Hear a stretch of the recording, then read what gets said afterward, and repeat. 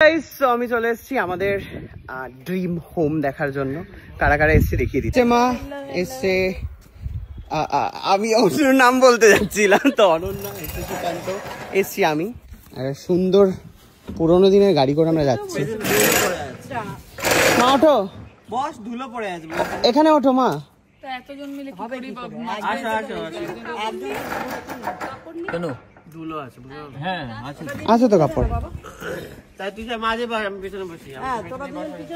ভালো লাগছে কিন্তু বাড়িটা ভালো লাগছে না? ভালো করছে। যদি এখানে বাড়ি কেন আমরা এখানে এসে থাক করব, ঠিক আছে? একদম চলে আয়, চলে আয়। যাও আমাদের তোমরা শুট করার নতুন জায়গা। তুই মা, সামনে বস। সারা দেখি। হ্যাঁ মাঝখানে বস। টিক টিক টিক টিক চল কেমন বললাম আমি ভালো করবে বাংলাটা। টিক টিক চল গাড়ি, সবাই মিলে চললাম আমরা। তো এটা হচ্ছে বাড়ি, এটা গ্যারেজ না দাদা? এটা গ্যারেজ।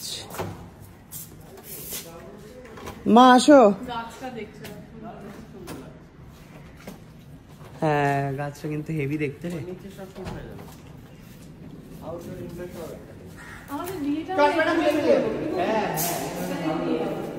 এটা হচ্ছে না শোনা, একটা ডাইনিং, ওপরে গ্লাস, সাথে এখানে হচ্ছে কিচেন, এখানে হচ্ছে গার্ডেনিং করার জায়গা,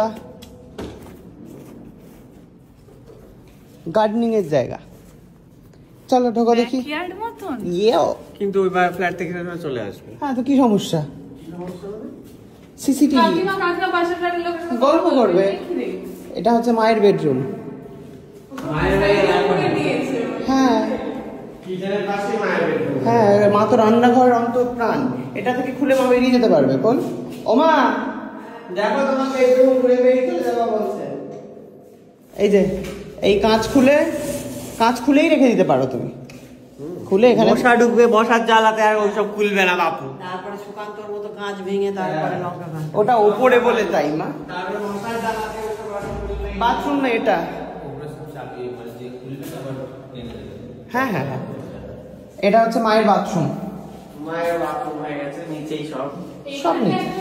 এরকম ইয়ে করে এরকম বই রাখে না, হ্যাঁ বা জুতো রাখে না ওরকম। হ্যাঁ, এটা হেভি লেগেছে এই জায়গাটা। চল এবারে সিঁড়ি দিয়ে ওঠো, ওঠো ওঠো সিঁড়ি দিয়ে ওঠো, এসো দেখি সিঁড়ি দিয়ে, সিঁড়ি দিয়ে এসো দেখি। এখানটা একটা টব রাখার হেভি সুন্দর জায়গা। মা ধরে ধরে এসো, পড়ে যাও না। এটা দাদাইদের রুম। হ্যাঁ এটা দাদাইদের ওয়াশরুম। দেখি ওয়াশরুমটা কি রকম। ঢোকো ঢোকো, ওদেরকে দেখাও। মা এটা দাদাইদের রুম, ঠিক আছে? হ্যাঁ ওর উপরে বসে তলে ওখানে রাখারও জায়গা। ওই দেখি, এটা ফাঁকা বাড়ি বলে বং বং করছে।